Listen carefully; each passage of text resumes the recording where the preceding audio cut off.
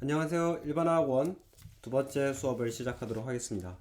지난 시간에 배운 내용을 간단하게 복습을 해보면은 저희 첫 번째 시간에 이제 과학적 방법론에 관해서 간단하게 배웠죠.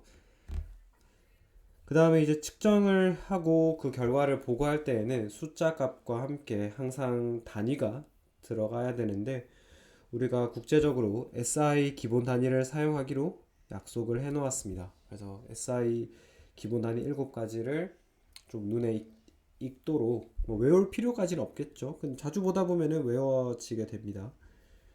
그리고 과학적 표기법이라고 하는 것은 우리가 측정한 숫자 부분을 n에 1보다 크거나 같고 10보다 작은 숫자로 표현을 해주고 그 다음에 이 작은 소문자 n은 크기를 나타내주는 지수가 되겠습니다. 이런 식으로 표기를 한다.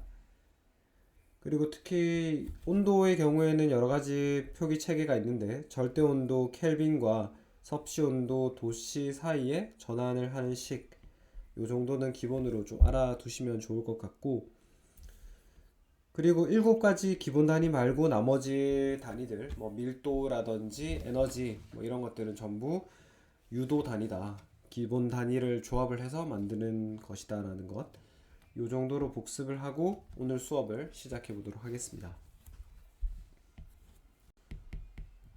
오늘은 1.9절부터 시작을 하게 되는데요. 정확도, 정밀도, 그리고 유효숫자, 요 세 가지 개념부터 알아보도록 하겠습니다. 우리가 측정을 하면은 여러분들이 엄청 정확하게 아무리 공을 들이고 막 꼼꼼하게 한다고 하더라도 측정엔 항상 불확정성이 존재하게 됩니다. 약간의 오차가 존재한다는 이야기예요. 그래서 이런 측정의 정확성을 우리가 이야기를 하기 위해서 정확도와 정밀도라는 두 가지 단어를 많이 사용을 하는데요. 이 두 가지를 한번 구별해 보도록 하겠습니다. 정확도의 경우에는 내가 측정한 측정값과 참값이 얼마나 가깝냐, 이걸 묻는 거예요. 그러니까 참값은 알려져 있겠죠. 어떤 특정한 값으로 정해져 있을 텐데 여러분들이 측정을 한 값이 여기에 가까우면 가까울수록 더 정확한 값이 되는 겁니다. 그러면은 비슷한 단어인 정밀도는 뭐냐 하면은 여러분이 똑같은 측정을 여러 번 해요. 그러니까 반복된 측정을 하는 거죠. 그래서 이렇게 여러 번 측정을 했을 때에 반복된 측정 값들 사이가 서로 얼마나 일치하는지를 보는 것이 이 정밀도가 되겠습니다. 정확도는 참값과의 얼마나 가까운지, 그 정밀도는 참값과 상관없이 반복된 측정값이 서로 비슷하기만 하면은 정밀도는 높다라고 이야기를 할 수가 있는 거죠. 그래서 이런 우리 책에 이제 문제로 나와 있는 예제인데요. 한번 보도록 하겠습니다. 그래서 다트를 가지고 이야기를 하고 있는데요. 여기에 가운데 맞으면은 당연히 가장 좋은 10점이고 나머지는 나갈수록, 물론 사실 다트는 밖으로 나간다고 해서 무조건 점수가 낮아지진 않죠. 양궁으로 이해를 해봅시다. 네, 양궁이 좋겠네요. 그래서 이런 결과를 가질 수 있을 것 같아요. 예를 들어서 누구는 세 발을 쏘았는데 이렇게 맞춘 사람이 있을 거고, 누구는 이렇게 맞춘 사람이 있을 거고, 누구는 이렇게 맞춘 사람도 있을 거예요. 그래서 각각 우리가 그러면은 정확도, 정밀도가 높은지 낮은지 이 세 가지 경우에 대해서 한번 이야기를 해보면은, 우리는 일단은 여기 가운데 부분을 참값이라고 생각을 할 겁니다. 그럼 첫 번째 케이스의 경우에는 세 점 모두 다, 이 세 점 모두 다 가운데 10점과는 거리가 멀죠? 그 정확도가 낮고 정밀도는 어떤가요? 이 세 가지 점의 위치가 모두 다 제각각이죠. 그러니까 정밀도도 낮은 결과가 되겠습니다. 두 번째 케이스는 보시면은 이 세 개의 점이 자기들끼리는 몰려 있죠. 그 정밀도의 경우에는 높은 거예요. 다만 정확도는 어떤가요? 이 원점과의 거리가 멀기 때문에 정밀도는 낮다라고 이야기를 할 수 있겠습니다. 그럼 마지막 케이스는 여러분들이 예상할 수 있겠지만은 정확도도 높고 정밀도도 높은 그런 측정이 되겠죠. 그래서 이렇게 해서 우리가 정확도와 정밀도를 구별을 할 수 있는 것이고, 그럼 제가 아까 전에 여러분들한테 말씀을 드릴 때 측정을 할 때에는 언제나 불확정성이 있을 수밖에 없다라고 말씀을 드렸는데, 그러면은 측정 기록에는 왜 항상 불확정성이 존재하는지 한번 살펴보도록 합시다. 그래서 우리는 온도를 측정하는 경우를 한번 생각을 해볼 텐데요. 그래서 이런 경우를 볼 수 있겠죠. 온도계 눈금이 25도씨, 26도씨 이렇게 1도 간격의 온도계가 있다고 해봅시다. 근데 그 안에 이렇게 차 있다고 해볼게요. 그러면 여러분들이 이거를 봤을 때에 확실하게 이야기할 수 있는 거는 25도씨, 25점 몇 도다라는 거는 이야기할 수 있죠. 그래서 확실하게 아는 확실한 숫자에다가 여러분이 눈금으로, 눈 대중으로 읽은 숫자 하나를 더해주는 것이 과학적인 측정의 보고 방법이 되겠습니다. 그래서 이렇게 아주 확실한 숫자에다가 여러분이 눈대중으로 추정한, 예를 들어서 한 대충 3 정도라고 해볼게요. 이렇게 확실한 숫자에 추정 숫자는 한 자리까지만이에요. 이렇게 해가지고 25.3도씨라고 보고를 할 수가 있겠습니다. 여기는 눈금 단위가 지금 1도씨 단위이기 때문에 한 눈금 아래는 0.1도씨 단위까지 여러분이 눈으로 읽을 수가 있겠죠.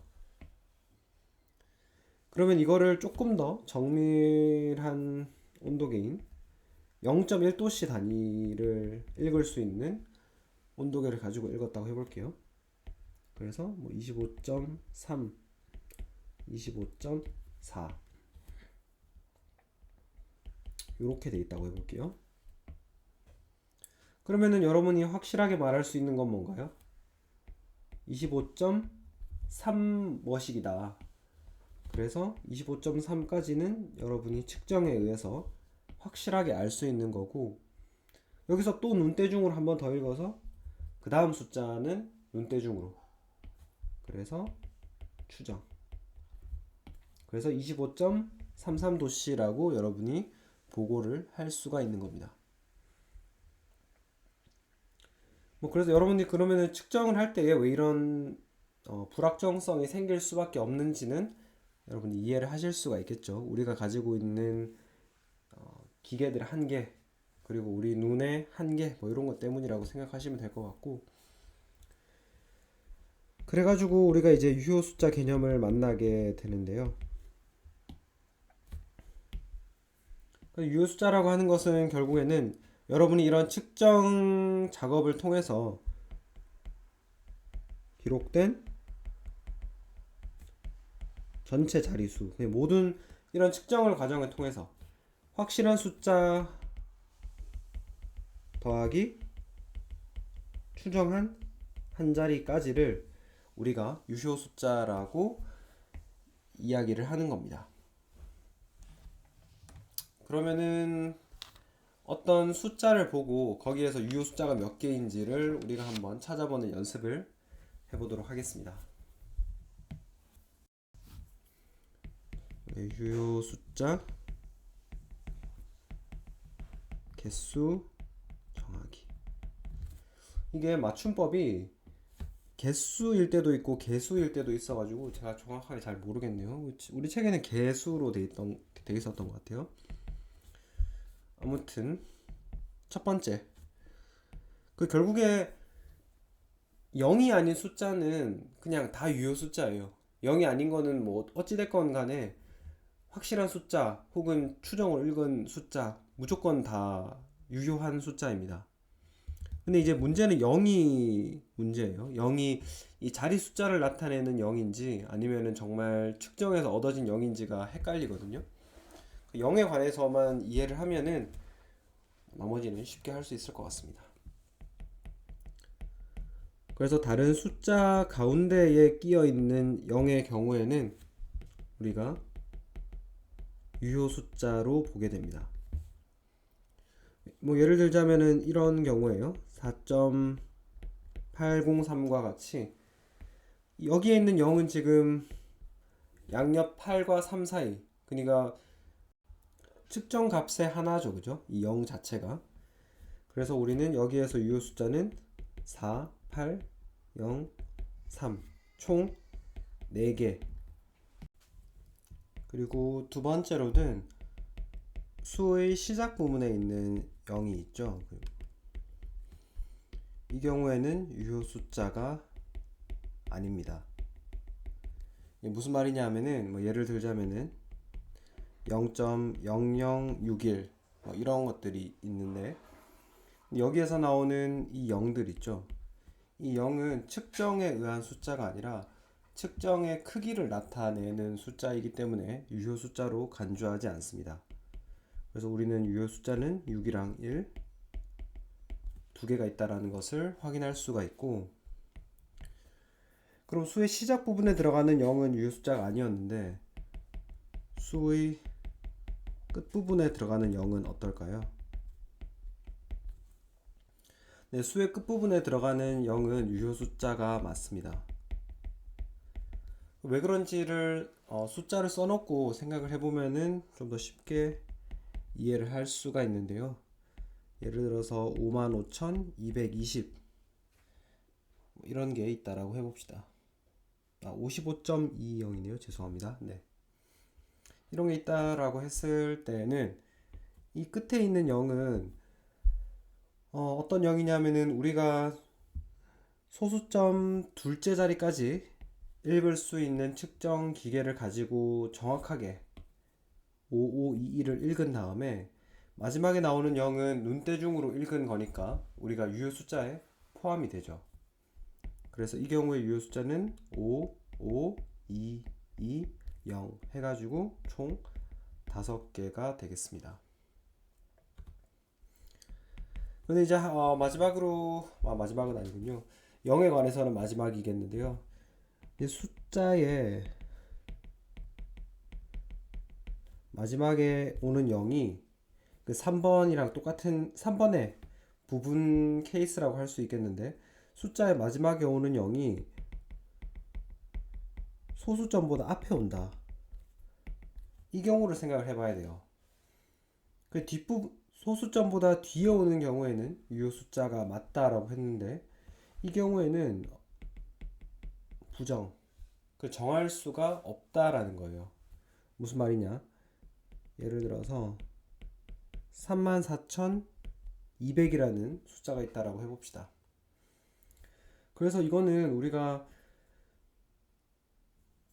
1000의 자리까지 측정할 수 있는 것을 가지고 34를 확실하게 측정을 한 다음에 2를 추적을 한 건지 아니면은 100의 자리까지를 정확하게 측정을 한 다음에 10의 자리를 눈대중으로 읽은 건지를 전혀 알 수가 없죠. 그래서 뭐 유효 숫자가 3, 4, 2 3개일 수도 있고 3, 4, 2, 0 4개일 수도 있고 그 다음에 3, 4, 2, 0, 0 해가지고 5개가 될 수도 있는 겁니다. 그래서 이런 경우에는 우리가 과학적으로 의사소통을 하는데 상당히 문제가 생기게 되죠. 그래가지고 우리가 지난 시간에 배웠던 과학적 표기법이라는 것이 필요한 겁니다.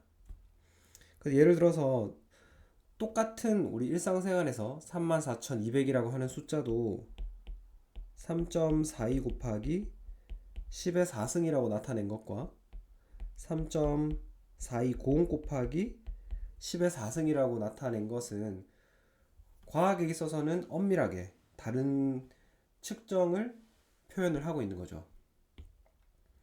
첫 번째 경우에는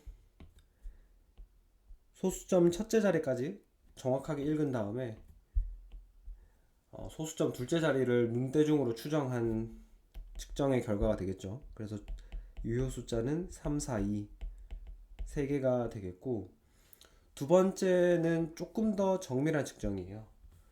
소수점 둘째 자리까지 측정을 한 다음에 소수점 셋째 자리를 눈대중으로 읽은 거기 때문에 이 경우에는 유효 숫자가 3, 4, 2, 0 4개가 되겠습니다. 그러면은 이 유효 숫자의 개수를 정하는 것에 있어 가지고 0에 관련한 4가지 이야기를 해보았습니다. 넘어가서 한 가지만 더 이야기를 해보도록 하겠습니다. 다섯 번째로 말씀을 드리려고 하는 거는 우리 과학에서 확실한 숫자라는 것들이 있습니다. 확실한 수. 그러니까 이런 숫자들은 유효 숫자의 개수가 무한계라고 우리가 간주를 하는데요. 확실한 수가 무엇인지 한번 생각을 해볼게요. 첫 번째는 개수예요. 그러니까 우리가 카운트 한다라고 하죠. 그래서 한 명이 있다, 두 개가 있다, 혹은 세 대가 있다.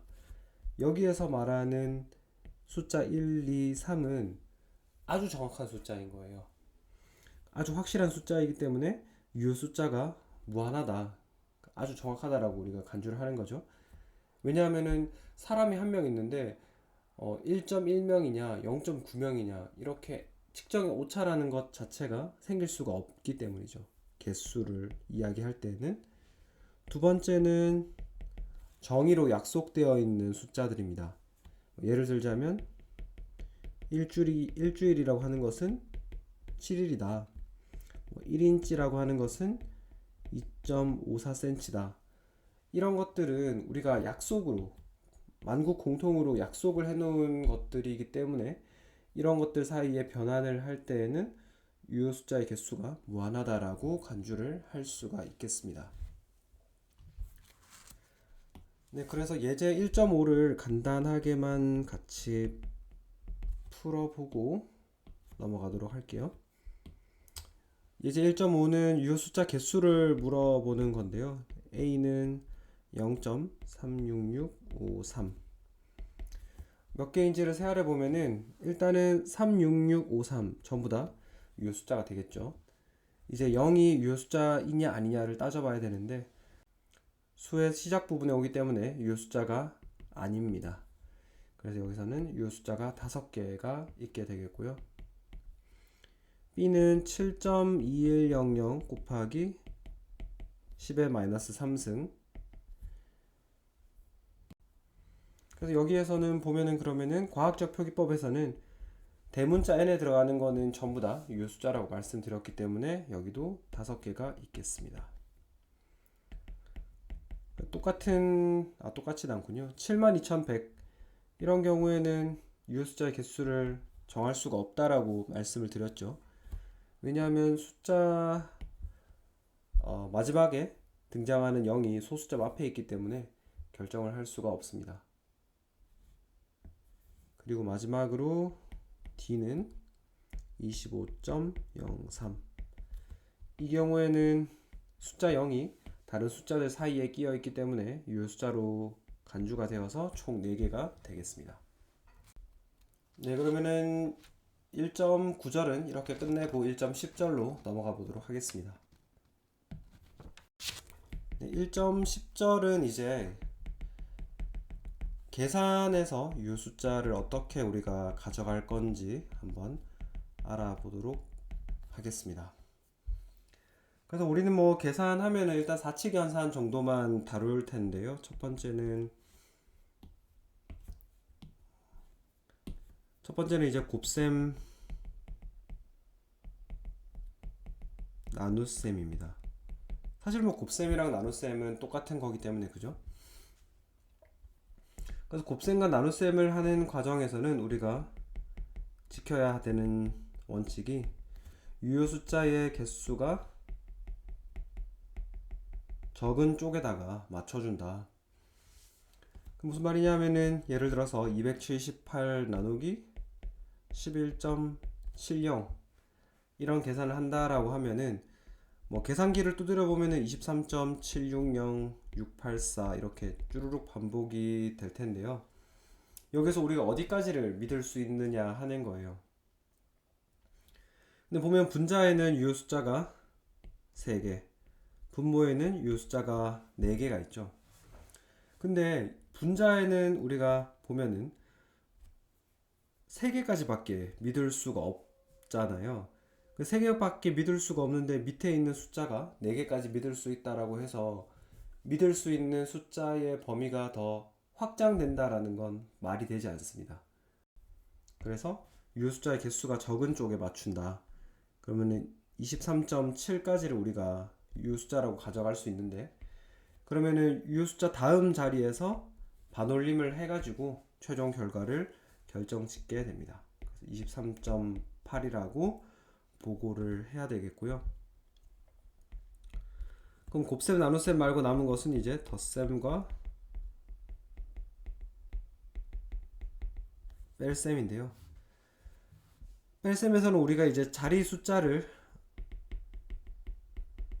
수를 더 중요시해서 보면은 되겠습니다. 무슨 말이냐면은 뭐 3.18 더하기 0.01 315 이런 더하기를 한다라고 해볼게요. 그러면은 우리가 유효 숫자의 개념을 생각하지 않는다라고 하면은 뭐 3.19 315 뭐 이렇게 결과를 보고를 할 텐데, 근데 지금 이 뒷부분에 소수점 셋째 자리에 나오는 이 결과들을 보면은 전혀 우리가 모르는 거죠. 지금 이 부분에 대해서는 전혀 모르는 거를 뭐 아는 것과 더해가지고 이런 숫자를 우리가 알고 있다라고 측정의 신빙성을 이야기할 수 없죠.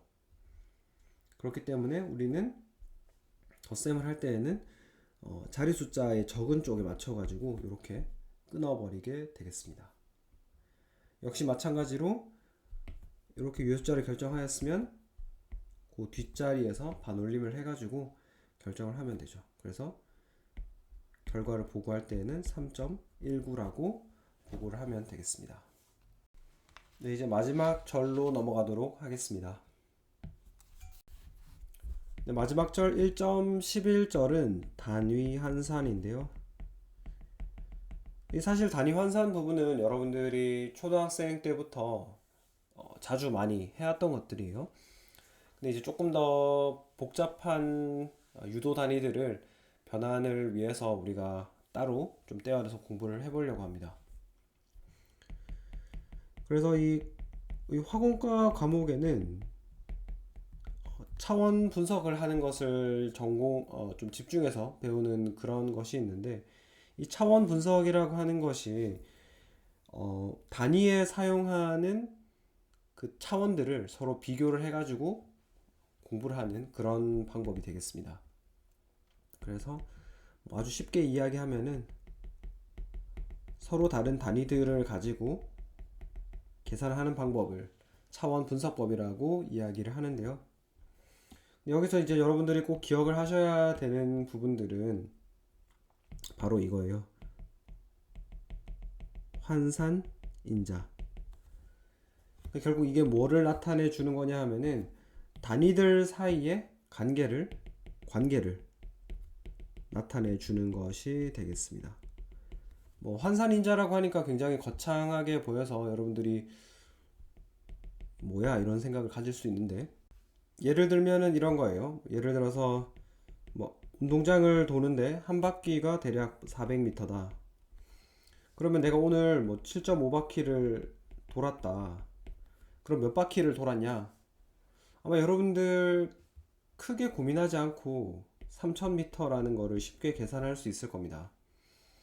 어떻게 그렇게 계산을 했냐 하면은 여러분들의 머릿속에 어떤 계산이 들어있었냐 하면은 내가 7.5바퀴를 돌았는데 한 바퀴는 400m다. 그래서 바퀴라고 하는 단위가 날아가고 남는 거는 3000m만 남게 되는 거죠. 그래서 결국에 환산인자라고 하는 부분이 바로 어떤 하나의 단위를 다른 단위로 바꿔줄 때 우리가 사용할 수 있는 것을 환산인자라고 부르는데요. 그래서 여러분이 처음 가지고 있는 어떤 양을 환산인자를 곱해주면 동등한 양의 다른 단위로 표현을 할 수가 있겠습니다. 조금 더 예를 한번 들어볼까요? 미터와 인치 사이의 이야기를 한번 해보려고 해요. 그래서 그럼 1m는 몇 인치냐? 1m는 39.37인치라고 알려져 있습니다. 그래서 우리가 이것을 양변에다가 여기 밑에다 새로 써볼게요. 1m가 39.37인치인데 양변을 똑같이 1m로 나눠 줘 볼 거예요. 그럼 어떻게 되나요? 이 좌변의 경우에는 그냥 숫자 1만 남게 되죠. 단위가 날아가니까. 우변에는 1m분의 39.37인치라는 환산인자를 우리가 얻게 되는 겁니다. 결국에 환산인자는 그냥 1이기 때문에 이렇게 곱해 주어도 처음 양과 변환된 다른 단위를 가지는 값들 사이에 똑같다는 것을 우리가 확인할 수가 있는 거죠. 그러면 이런 하나의 관계식으로부터 우리는 두 종류의 환산인자를 만들어낼 수가 있는데요. 양변에 39.37인치로 나눠주게 되면은 이런 식으로 두 종류의 환산인자를 얻을 수가 있습니다. 그래서 환산인자의 특성상 이렇게 곱해주기 때문에 환산인자는 어떤 역할을 하냐 하면은 분모에 있는 단위를 분자에 있는 단위로 바꾸어주는 역할을 하게 됩니다. 예를 하나 들어볼게요. 69.5인치라는 것이 있는데 이게 몇 미터냐 이걸 알고 싶어요. 그러면은 69.5인치가 있는데 그러면은 우리가 69.5인치에다가 환산인자 1을 곱해도 여전히 등식이 성립하죠. 근데 69.5인치에다가 어떤 종류의 환산인자를 쓸 거냐? 지금 우리는 인치 단위를 미터 단위로 바꾸고 싶어요. 그러면 환산인자 특성상 분모의 단위를 분자로 바꾸기 때문에 이런 환산인자를 선택을 해야 되겠네요. 그래서 39.37인치분의 1m 이렇게 해주게 되면 인치 약분되고 숫자 계산하면 1.77이 남고 단위로는 미터가 나오게 되죠. 근데 이게 만약에 여러분들이 이거는 사실 쉽죠. 이런 거는 쉬우니까 계산을 하고 나서도 여러분이 내가 계산을 잘했나 못했나를 쉽게 파악할 수 있는데 단위가 조금만 복잡해져도 이런 게 잘 안 되거든요. 특히 여러분들이 이런 것들을 외울 때 곱해야 되냐 39.37을 내가 나눠야 되냐 곱해야 되냐를 굉장히 헷갈리게 될 거예요. 어떤 순간에는. 근데 여러분들이 이 환산인자를 가지고 조금 귀찮더라도 이런 식으로 차근히 써보면은 만약에 여러분이 나눠야 되는지 곱해야 되는지 헷갈리는 순간에 굉장한 도움이 될 수 있습니다. 무슨 말이냐 하면은 69.5인치를 바꿔야 되는데, 만약에 반대로 잘못 생각했다고 해볼게요. 나누어 준다라는, 곱해준다고 생각해 볼게요. 곱해줄 때는 어떤 문제가 있냐 하면은 요 환산인자를 쓴다는 거죠. 1m분의 39.37인치. 이러면은 계산 결과가 2740이라는 숫자가 나오고, 단위는 인치의 제곱 나누기 미터라고 남게 되죠.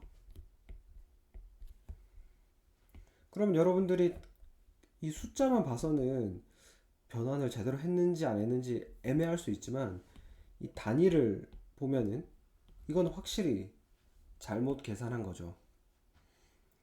그래서 우리가 환산인자를 잘 활용을 할 필요가 있다라고 말씀을 드리는 겁니다. 넘어가서 예제 하나만 같이 풀어보도록 할게요. 우리 책에 있는 예제 1.9번입니다. 예제 1.9번은 4.3 세제곱 마일에 해당하는 부피가 몇 세제곱미터에 해당하는지를 변환해 보라는 거예요. 그러면은 우리가 알고 있는 관계식은 1km가 0.6241 마일이라는 것을 알고 있어요. 그래서 그러면은 근데 우리는 미터랑 마일의 사이를 관계를 알고 싶으니까 이 킬로미터를 미터로 바꿔주면 이거는 그냥 1000m죠. 1000m가 0.6241 마일이라는 이야기예요. 그럼 여기서부터 우리가 유도할 수 있는 환산인자는 0.6241 마일분의 1000m가 되겠죠. 왜 1000m분의 0.6241 마일이 아닌지는 여러분들이 확인할 수 있을 거예요. 우리는 지금 마일을 미터로 바꾸고 싶기 때문이죠. 그런데 보면은 지금 요 환산인자의 경우에는 마일을 미터로 바꾸는 거잖아요. 근데 우리는 실제로 하고 싶은 거는 세제곱 마일을 세제곱 미터로 바꾸고 싶으니까, 그럼 어떻게 하면 되나요? 이 환산인자를 세제곱을 취해 가지고 0.6241 마일분의 1000m의 세제곱을 이렇게 취해주면 되겠죠. 그러면 4.3 세제곱 마일은 4.3 세제곱 마일 곱하기 환산인자 1, 그래서 여기에서 구한 환산인자 있죠? 0.6241 마일분의 1000m의 세제곱, 이렇게 해주면은 1.792 곱하기 10의 10승 세제곱미터라는 값을 얻을 수가 있습니다. 뭐 이런 숫자 같은 변환이 사실 쉽지 않기 때문에 환산인자를 사용하는 것을 꼭 권해드리고요. 네, 그럼 이렇게 하면 우리 1장에서 배울 내용은 대충 정리가 된 것 같습니다. 그래서 숙제로는 우리 책 끝부분에 가면은 단원 끝부분에 이제 보충 문제라는 것이 있는데요. 32번, 47번, 48번, 58번, 61번, 70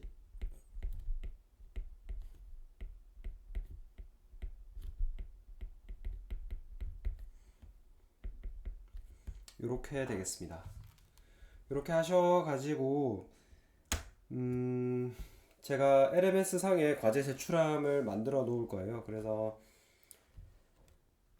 1주 시간을 드릴 테니까 뭐 그러면 3주차 때 제출하시면 되겠네요. 그죠? 3주차 수업 시작하기 전에 제출을 해주시면 되겠습니다. 챕터 2에서 다시 찾아뵙도록 하겠습니다. 감사합니다.